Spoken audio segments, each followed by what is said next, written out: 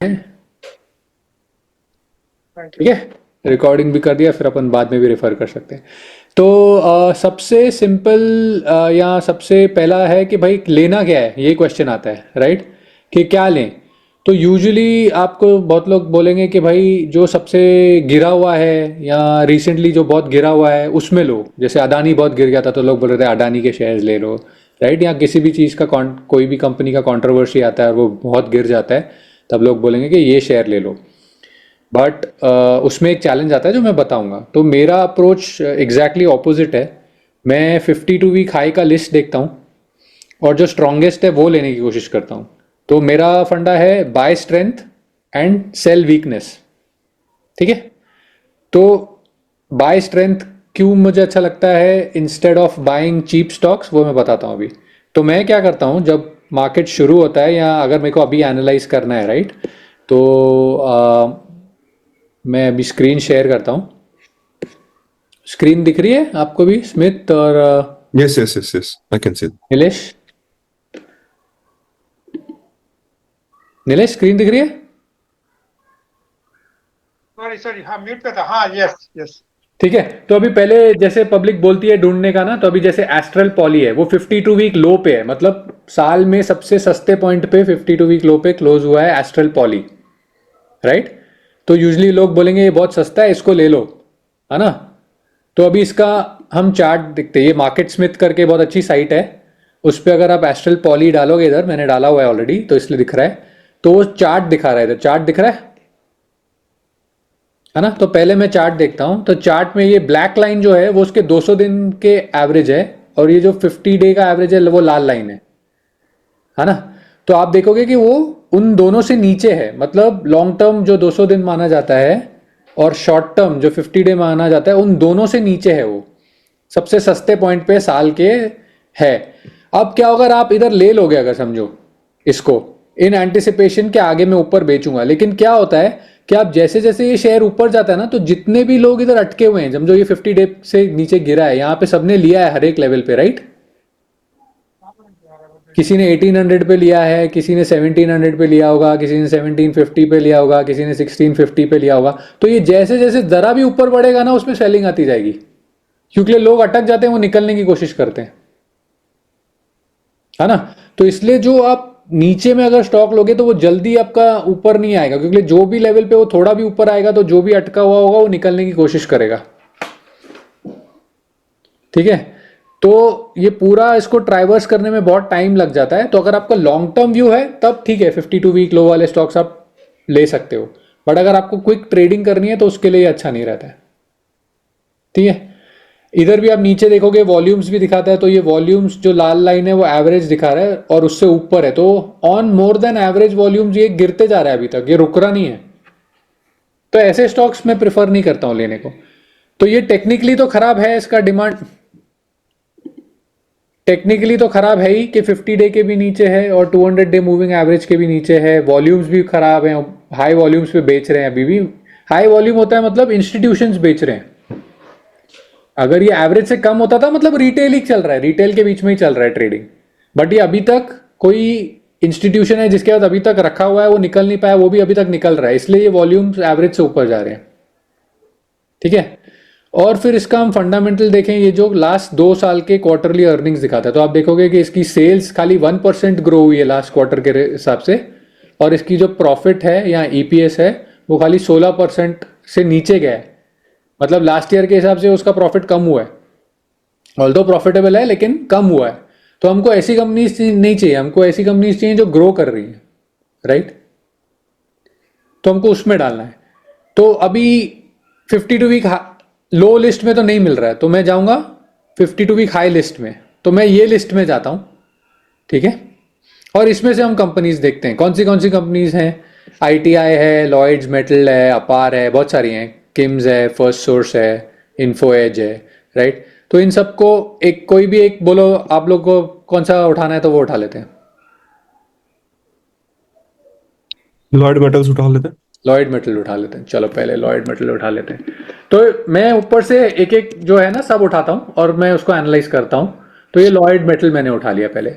अब पहले टेक्निकली मैंने देखा, ठीक है, तो टेक्निकली बहुत अच्छा है, 50 डे के भी ऊपर है, 200 डे के भी ऊपर है। इसके वॉल्यूम्स भी आप देखोगे तो मोर देन एवरेज है, मतलब इंस्टीट्यूशन इसको बाय कर रहे हैं इसलिए ये बढ़ रहा है। दिख रहा है ये लास्ट 2 वॉल्यूम के बाद नीलेश, Yes, yes. है ना, तो इसमें बाइंग आ रही है। बट इसका अभी सेल्स और प्रॉफिट भी देख लिया लास्ट 2 साल का, लार्जली कंसिस्टेंट है, सिर्फ एक क्वार्टर था जो अच्छा नहीं था, है ना। सेल्स भी 25% ग्रो कर रहा है, प्रॉफिट भी 25% के ऊपर ही ग्रो कर रहा है। बट इसका पी रेशियो है, ये भी इंपॉर्टेंट है कि भाई हम ले रहे तो हैं, चीज अच्छी है, अभी भी बाय कर रहे हैं, बट ये थोड़ी महंगी है। ये अभी 25% से ग्रो कर रहा है सेल्स और प्रॉफिट, लेकिन पी अगर 50 है ना, तो मतलब उसका इसका समझो सेल्स और प्रॉफिट के सामने का ही पी हो तो बेटर रहता है। जितना कम होगा उतना अच्छा है, ये ज्यादा है तो मतलब हम ऑलमोस्ट उसका डबल प्राइस भर रहे हैं, डबल पे है ना। तो although it is good, demand है, प्रॉफिटेबल भी है कंपनी, बट अगर आपने अभी ले लिया तो चांसेस है कि वो थोड़ी देर रुकेगा और फिर वापस बढ़ेगा जब उसके नेक्स्ट क्वार्टर के रिजल्ट आएंगे, अभी जो डिक्लेयर होने चालू होंगे नेक्स्ट वीक से, है ना। तो आप इसको अपनी वॉच लिस्ट में रख सकते हो कि हाँ कंपनी अच्छी है, इसके नंबर्स अच्छे आ रहे हैं, लेकिन अगर ये थोड़ा करेक्ट होता है तब मैं उसको कर ही दूंगा। तो मैं इसको इमीडिएटली ये पॉइंट पे बाय नहीं करूंगा, और ये रनअप भी हो चुका है काफी, आप देखोगे अभी ये 50 डे से बहुत ऊपर चला गया ना, तो थोड़ा रुक के लूंगा मैं। अब ये हमने देखा, एक और कोई देख लेते हैं। नीलेश तुम बोलो एक।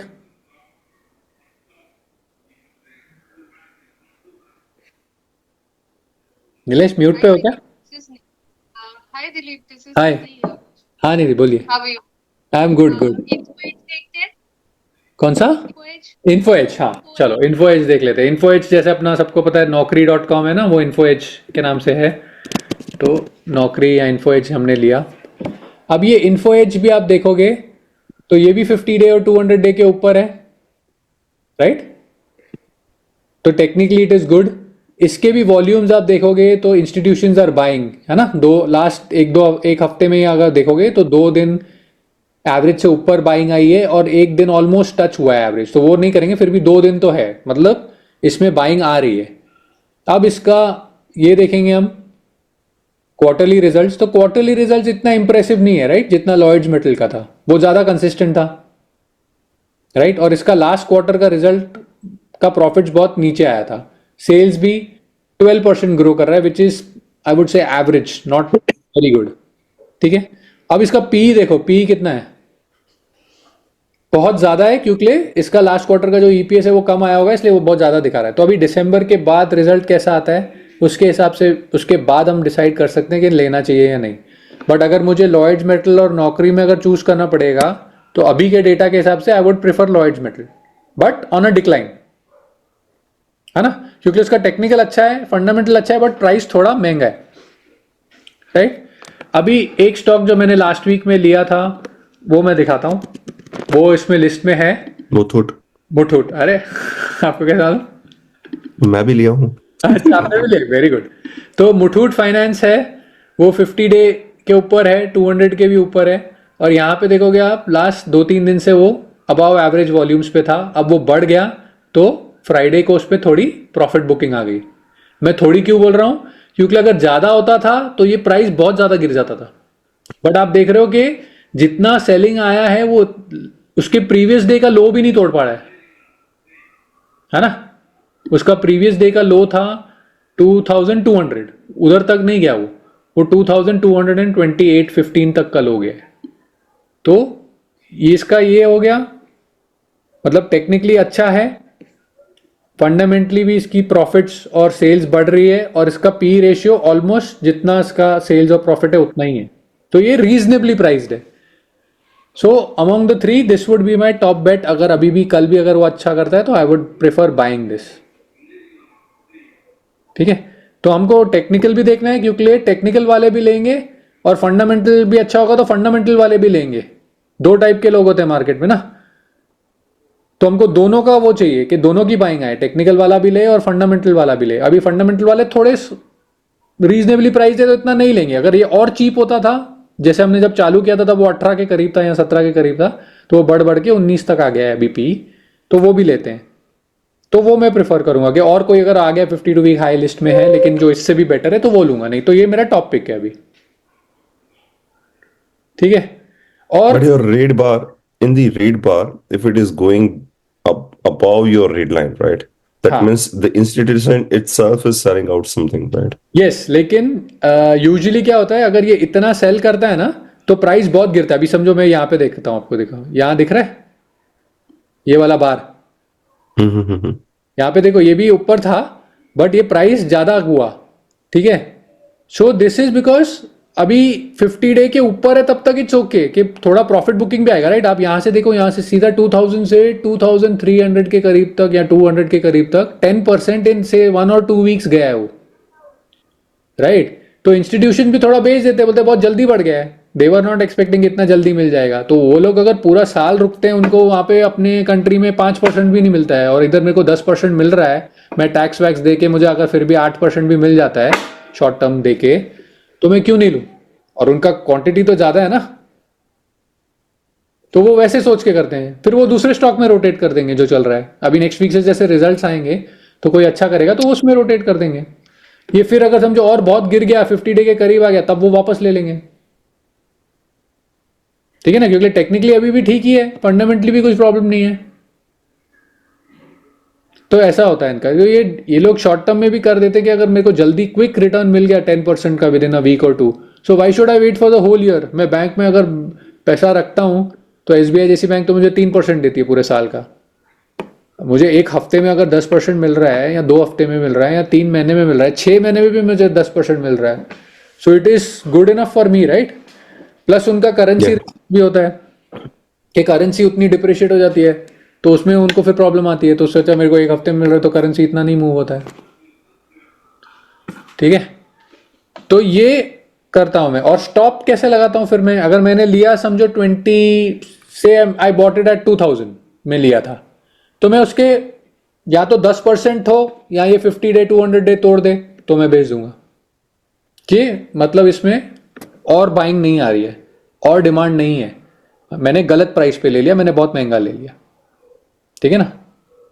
तो वो मेरा एग्जिट पहले ही जब मैं घुस रहा हूं उसी टाइम पे, निधि आप भी सुन रहे हो ना, हम क्या करते हैं, हम पकड़ के बैठ जाते हैं अपने ईगो को लेके कि भाई ले लिया है, अभी मेरा जब ऊपर भाव आएगा तब मैं लूंगा। अगर वो भाव 2 साल बाद आया तो मेरा तो उतना टाइम कैपिटल अटका रहा ना।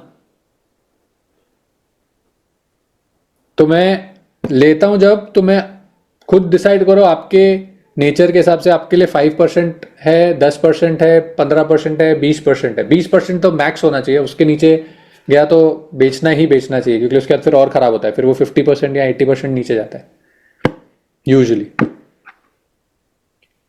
तो मैंने 10% का रूल बनाया क्योंकि मैं उसमें कंफर्टेबल हूँ। तो मेरा 10% होता है तो मैं कट कर देता हूँ अपना पोजीशन, फिर मैं दूसरा ढूंढता हूँ सेम क्राइटेरिया लेके कि मैं दूसरे में बैठा हूँ। और as a portion of the portfolio अगर मेरे पास 100 रुपीज़ है तो मैं कोई भी स्टॉक में चालू करूंगा तो मैं उसमें 10% पोजीशन लूंगा और मैं मैक्स उसको 20% तक लेके जाता हूँ, उससे ज़्यादा नहीं। तो मेरे पास 5 से 10 स्टॉक्स रहते हैं, उससे ज़्यादा कभी नहीं रहता है, ठीक है। क्योंकि बहुत छोटा भी पोजीशन ले लिया तो अगर उसमें आप प्रॉफिट भी कमाओगे तो फिर वो as a part of your portfolio आपको ज़्यादा कमा के नहीं देता है, राइट। तो ये simple entry rules, exit rules और पोर्टफोलियो एलोकेशन का ये रूल्स मैं फॉलो करता हूँ, ठीक है। अभी बताओ आपको क्या चैलेंज आता है, कुछ क्वेश्चंस है इसके अराउंड, कुछ समझा नहीं समझा।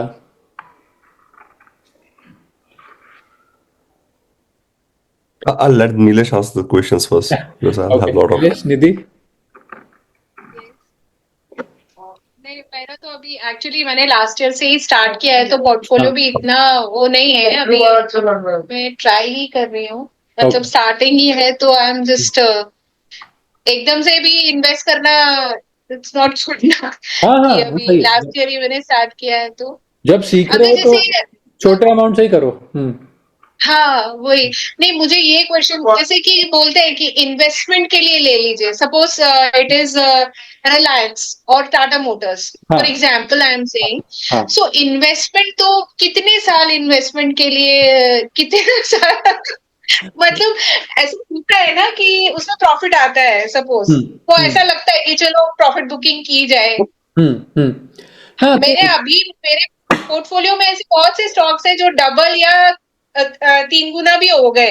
लेकिन वही है ना कि अरे नहीं इन्वेस्टमेंट के लिए लिया हुआ है, तो अभी इन्वेस्टमेंट मतलब वो क्या टाइम फ्रेम, वो हमारे मतलब हमारे ऊपर ही डिपेंड करता है कि हाँ कितना वो होना आपकी चाहिए। वैसा ही है। आप देखो ना, अगर अगर एक अच्छी कंपनी अगर आपने सेलेक्ट की तो वो 15% कंपाउंडेड ग्रो करेगी, तो वो 5 साल में यूजुअली डबल होनी चाहिए। अगर आपकी 5 साल से पहले डबल हो रही है तो आप समझो, आपको अगर पैसा निकालना है तो आप आधा बेच के अपना कैपिटल तो निकाल लो, फिर वो पड़ा रहे, फिर आप बेचो नहीं बेचो कोई फर्क नहीं पड़ता हाँ, दैट आई आपको। Have done in some shares. Yes good. तो तो वो वैसे आप वो करते हैं। वो फिर शेयर्स फ्री हो जाते हैं। हाँ, क्योंकि उसमें क्या होता है कि आपका एटलीस्ट मेंटली आप इसमें भी, स्टॉक्स में भी जरूरी नहीं कि आपको पूरा ही बेचना है, राइट? अगर समझो मैंने स्टॉक लिया और वो 10% बढ़ गया, तो मैं उसको समझो आधा बेच दूंगा और आधा मैं उसका स्टॉप लॉस अपना मूव करके जो मेरा परचेज प्राइस है उस पर कर दूंगा, तो मेरा ऑलमोस्ट फ्री हो गया वो। फिर वो मैंने आधा प्रॉफिट बुक कर लिया है, मतलब मैंने 5% प्रॉफिट बुक कर लिया है, बाकी वो घूमे जीरो पे भी गया तो मेरा कुछ लॉस नहीं होगा। ऐसा हो जाता है। हाँ हाँ, ऐसा हो जाता तो आप वैसे है। अपने नेचर के हिसाब से थोड़ा उसको ट्वीक करना पड़ता है ना, सबका नेचर अलग रहता है। मैं अभी शॉर्ट टर्म में ज़्यादा करता हूँ, आप जैसे लॉन्ग टर्म से रखे हो, इतना डबल हो गया है, ट्रिपल हो गया है। कुछ कुछ लोग हैं, मेरे फादर जैसे, वो हाँ तो डेकेड से रखे हुए हैं। वो टाइम पे जो इन्वेस्ट करते थे वो तो कभी बेचते ही नहीं थे, राइट? वो दो दो तीन तीन शेयर हर महीने हाँ लेते थे। उनके पड़े हैं तब से, वो कभी बेचते ही नहीं है। हाँ तो ऐसा है, सबका अलग अलग स्टाइल होता है करने का।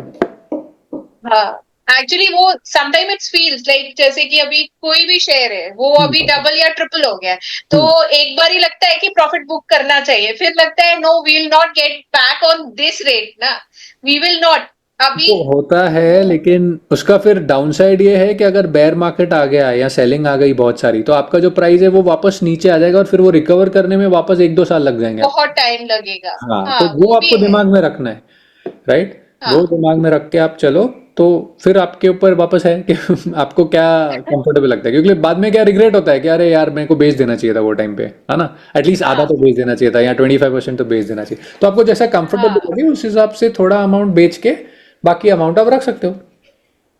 हाँ, वो मतलब फिर वही हुआ कि वो हमारा खुद का सेल्फ डिसीजन होना चाहिए कि हमें किस तरीके से हैंडल करना है उस चीज को। वो तो वैसे इन्वेस्टमेंट में तो वैसे करता है, लेकिन मैं यूजली बता रहा, मैं तो कर देता हूँ। क्योंकि अगर आपने कंपनी ली है जिसका फ्यूचर अच्छा है, वैसे टाइप की ली है तो ठीक है। अभी जैसे रिलायंस आपने बोला या टाटा मोटर्स बोला, वो हाँ, यूजुअली इतना जल्दी नहीं बढ़ते हैं क्योंकि वो इतनी बड़ी हो गई नहीं हैं। बढ़ते वो दोनों शेयर इतने जल्दी नहीं बढ़ते हैं। हाँ, तो वो इतनी बड़ी हो गई है कि उनका बढ़ने का चांसेस कम रहता है वहाँ, यहाँ से, राइट? इतना फास्ट नहीं ग्रो कर रहे हैं। हम्म। इवन टीसीएस इन्फोसिस अभी वो इतने बड़े हो गए हैं कि यहाँ से वो हाँ 10% 15% बढ़ गया तो मतलब बहुत अच्छा रिटर्न हो गया उनके लिए। क्योंकि वो ग्रो ही सिंगल डिजिट में कर रहे हैं, हाई सिंगल डिजिट्स में।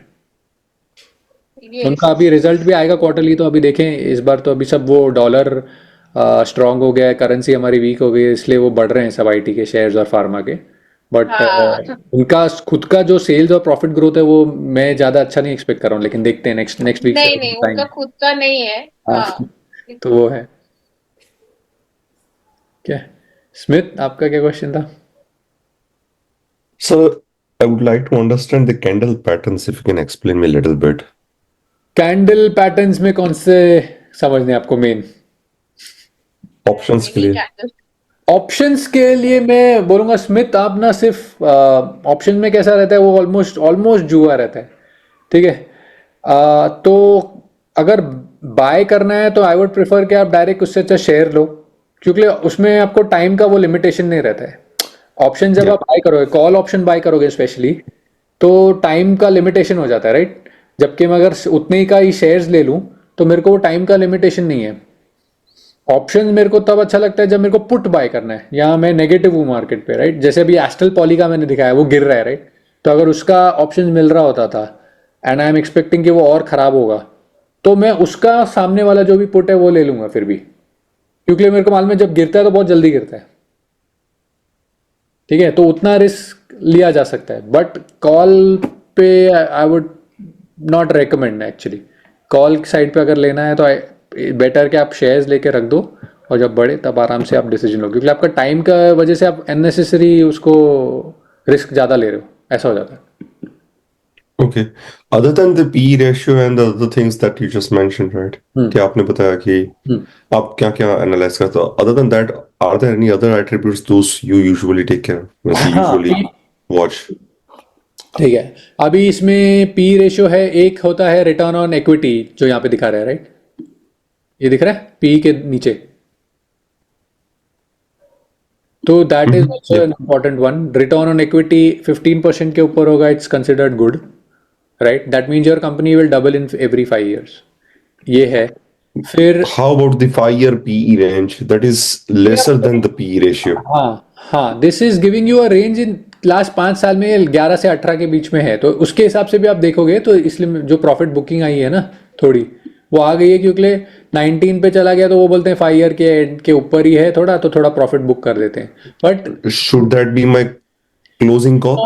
not necessarily, it will depend on how the sales and profits are moving, right? क्योंकि कुछ लास्ट 5 साल में अभी जैसे मार्केट इतना अच्छा नहीं रहा है, समझो वो कोविड की वजह से बढ़ा है, ठीक है, बट ये आपको एक रफ आइडिया दे देता है। अगर इससे बहुत ही ज़्यादा वेरिएशन हो गया तो आप यूज़ कर सकते हो कि समझो 18 है और ये 36 हो गया या 25 के ऊपर चला गया, तो फिर बहुत ज़्यादा वेरिएशन हो गया, then you should be very cautious.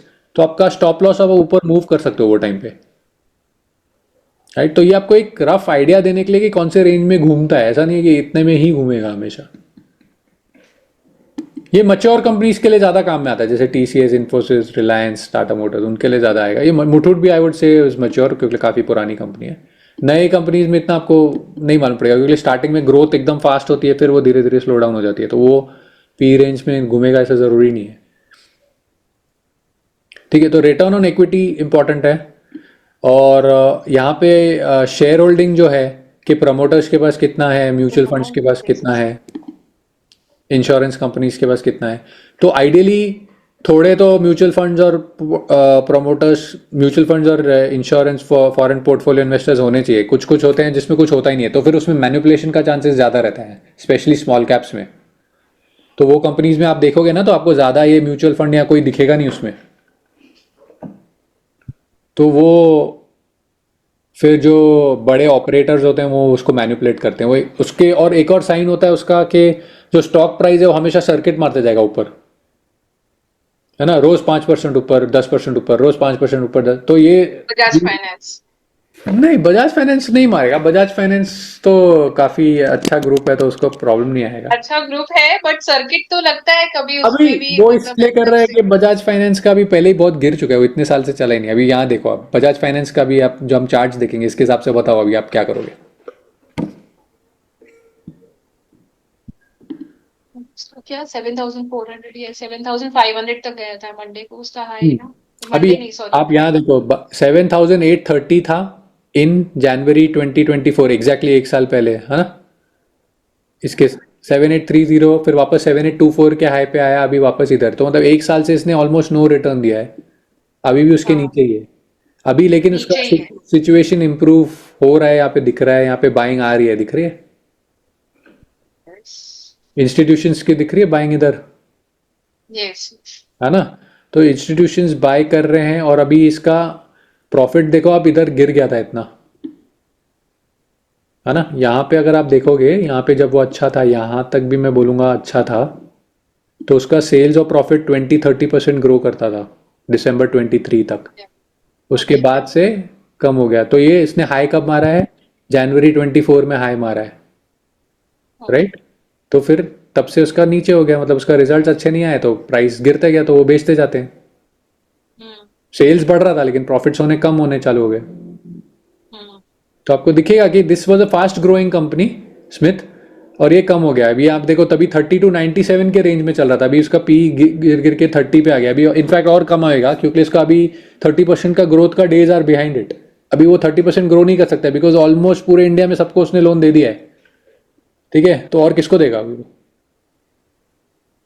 सो हर एक का जो स्टार्ट होता है वो बहुत अच्छा होता है, फिर वो धीरे धीरे मार्केट जब वो कैप्चर करते जाता है तो फिर then there is no one else to give loans to, तो फिर इट बिकम स्लोअर। तो ये पी नीचे आते जाता है क्योंकि सेल्स और प्रॉफिट उसके डिक्लाइन होते जाते हैं, राइट? तो जो इसने ग्रोथ पहले दिया है वो अभी नहीं देगा। अभी आपको ग्रोथ दिखने हैं तो कंपनीज हैं जैसे डिक्सन है, जो मोबाइल फ़ोन के वो मोबाइल फ़ोन्स बनाती है, उसको अभी भी ऑर्डर मिलते जा रहे हैं। एप्पल भी देता है, गूगल भी दे रहा है, वीवो भी दे रहा है।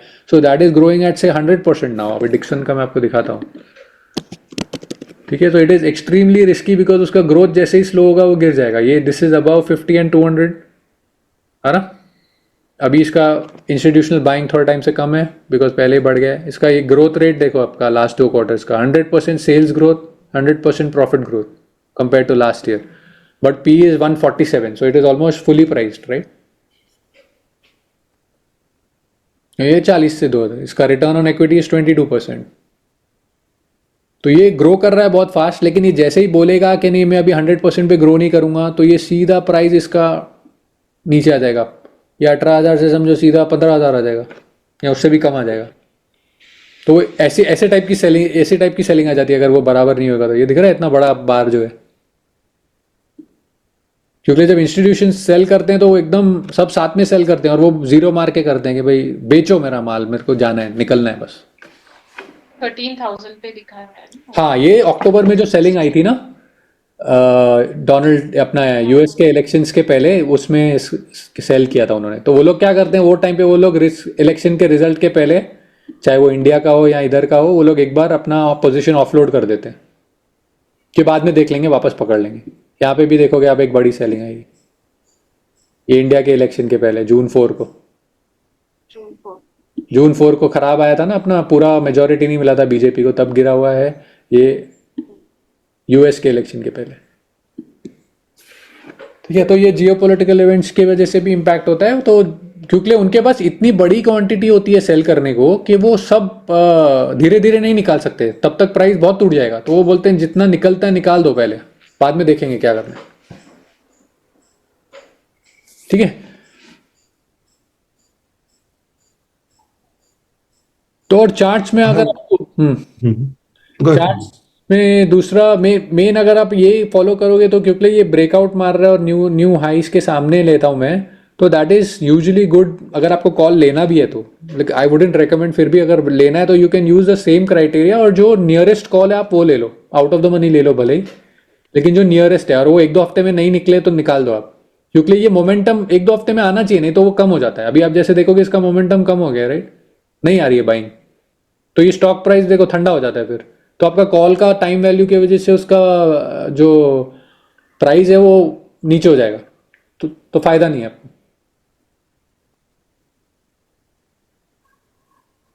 समझ रहे हैं?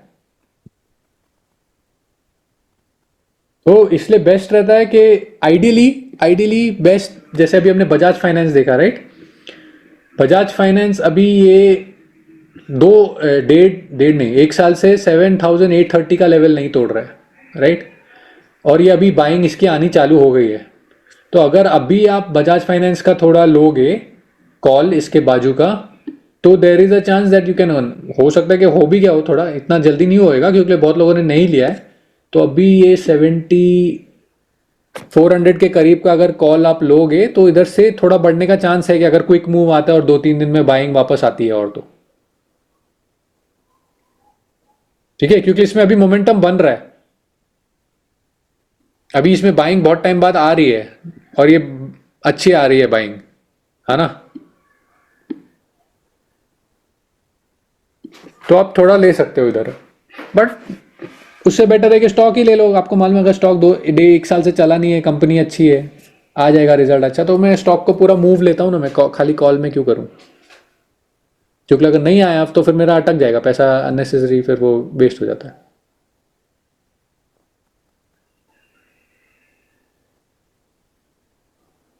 तो you are looking for like ये मार्केट्स में इंडिया जो है, ये आप इस साइड पे देखते हैं क्या उसका, जैसे हाँ, और जो है इसमें मुझे ये अच्छा लगता है क्योंकि इसमें आपको सब साथ में ये इंफॉर्मेशन नीचे मिल जाती है। सब साथ में ही है। हाँ, यस, ये पूरा उसका एनुअल रिजल्ट्स, क्वार्टरली रिजल्ट्स आपको मिल जाएगा, सब कुछ इसमें मिल जाता है, तो काफी हाँ, एक ही इंफॉर्मेशन उस है। पे सब सारी चीजें हाँ, हैं, और चार्ट आपको भी मिल जा रहा है। ब्रोकरेज रिपोर्ट्स भी इधर हैं, आपको चाहिए तो ये सब है, कौन से ब्रोकरेज ने कितना रिकमेंड किया है, so everything is there here only. Yes, this is good like. हाँ, इट इज वेरी गुड। तो इसका जो ब्रोकरेज रिपोर्ट कितना मैनिपुलेटेड रहता है। अब देखो, वो एनालिस्ट लोग होते हैं जो 2 साल 3 साल 4 साल एक्सपीरियंस वाले होते हैं, तो उन्होंने इतना मार्केट साइकिल्स ही नहीं देखा होता कि उनको पता रहेगा, ठीक है। और वो सब एक रेंज में ही बताने की कोशिश करेंगे आपको, तो उससे ज़्यादा आप चार्ट्स को देखोगे वो बेटर है, because charts is showing you everyone's hand, right, कौन क्या कर रहा है। और स्पेशली जो इंस्टीट्यूशंस कर रहे हैं उस पर ज़्यादा ध्यान दो, कि अगर ये वॉल्यूम आ रहा है इसका ऊपर, मतलब इंस्टीट्यूशंस बाय कर रहे हैं, और जब वो बाय करते हैं they just don't buy for 1 day और 2 डेज, यूजली वो वीक्स और मंथ्स तक स्ट्रेच होता है, राइट। अगर आप इसका देखोगे तो ये 20% इन अ ईयर ही ग्रो हुआ है। यहाँ पे ऊपर जो चार्ट के ऊपर OH और OL दिखा रहा है ना, हम्म, तो ये हाई से 6% नीचे है और लो से 20% ऊपर है बजाज फाइनेंस, बड़े ठीक है। बट अगर हम मुथूट फाइनेंस देखेंगे तो 75% ऊपर है नीचे से, और ऊपर से सिर्फ 2% डाउन है। तो ये जितना हाई के करीब है, मतलब उसमें अभी भी ये लेवल पे भी डिमांड आ रहा है। मतलब आप सोचोगे जो खरीद रहा है उसको तो लग रहा है कि और भी ऊपर जाएगा ना, नहीं तो वो क्यों खरीदेगा ये लेवल पे भी हाई क्वांटिटी में, है ना। अभी जैसे Lloyd, other than the 52 weeks high आप कैसे सिलेक्ट करते हो ये शेयर 50 को? वीक हाई में नहीं होगा तो नियर 52 वीक हाई है, उसमें देखने का, वो भी लिस्ट है इसमें ही। यहाँ पे नियर 52 वीक हाई लिस्ट है कि with in 10% of the high कौन से स्टॉक्स हैं, वो मेरा वॉच लिस्ट होता है। उसमें से मेरे को फंडामेंटली भी अच्छे चाहिए और टेक्निकली भी, जैसे UTI AMC है, वो मैंने मार्क करके रखा है ना। ICICI सिक्योरिटीज है, BSE है, ये सब they were doing well because market अच्छा कर रहा है, तो they are all doing well ना। ब्रोकरेज मिल रही है, म्यूचुअल फंड में पैसा आ रहा है, BSE भी कमा रहा है, तो ये सब कमा रहे हैं। करूर व्यासा बैंक बहुत चीप है, ये इन्वेस्टमेंट पॉइंट ऑफ व्यू से निधि अगर आपको देखना है तो इट इज़ वेरी चीप, और वो अच्छा कर रहा था, तो वो मैंने लेके रखा है थोड़ा। नुवामा वेल्थ है जो पहले ईडलवाइज था ना, वो भी है। मोतीलाल ओसवाल है, तो ये सब ब्रोकरेज और ये सब अच्छा कर रहे थे टिल सितंबर तक, अच्छा कर रहे थे। उसके बाद से थोड़ा ठंडा हुआ, तो मेरे को ये क्वार्टर का रिजल्ट्स देखना है उनका कैसा आता है, क्योंकि अक्टूबर में जो सेलिंग आई है उसके बाद अपनी इंडियन पब्लिक डरी है कि नहीं, वो देखना है कि अभी भी आई है उतनी बाइंग, ठीक है। क्योंकि इंडिया में सब लोग अभी कोविड के बाद ना सबने पैसा डाला और सबने लास्ट 4 साल में 5 साल में बहुत कमाया है। सो दे आर नाउ कॉन्फिडेंट कि नीचे जाएगा लेकिन ऊपर आएगा उसके बाद, ऐसे सोच के वो लोग डाल रहे हैं। बट वो हमेशा नहीं होता है, कभी ना कभी साइकिल टर्न होगा और नीचे भी जाएगा।